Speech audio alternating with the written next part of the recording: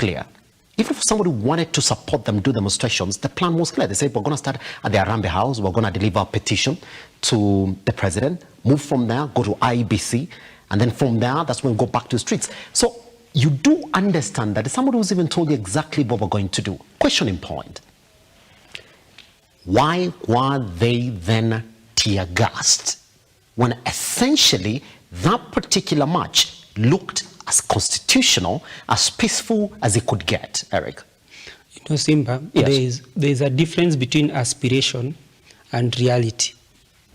Now, you can aspire to do something good, but the reality could be totally different. Now, if you looked at it keenly yesterday, there was a bit of a subdued police presence. And I believe part of the reason was the state wanted to show most of the times the police are accused of the ones breaking up the riots. Yes. That is always the accusation. So yesterday in Southern Bypass, there were no policemen before the truck was burnt. And we saw what happened. If you look at the bus that was torched on Ngong Road, before then there was no police presence. And so in essence what I am saying, you can aspire to do good, but there's a track record. Remember, the state also has a priority and a prerogative to protect life and property.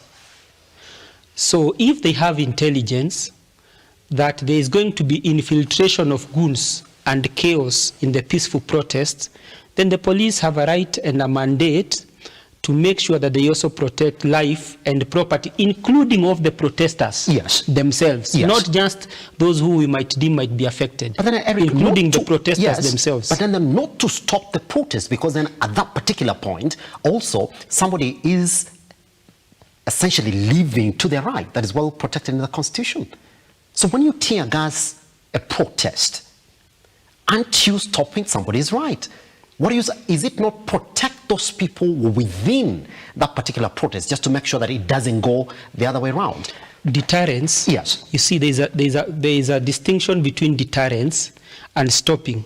But they didn't deliver their petition to the president as they wanted. Precisely. They were able to access some offices. You saw some of those MPs were able to access some offices. Yes. Look, let me ask. Yes. If you want to present a petition to the office of the president as the Senate of Nairobi, okay, today in the morning, you want to go to State House or you want to go to the office of the deputy or whichever, as a senator, what stops you from walking to, why must you carry 50 people? Thomas, I want you to jump in as well, that particular question right there. Because then, Eric, I also ask, what would also stop me for carrying 50 people? Because then I'm allowed as well.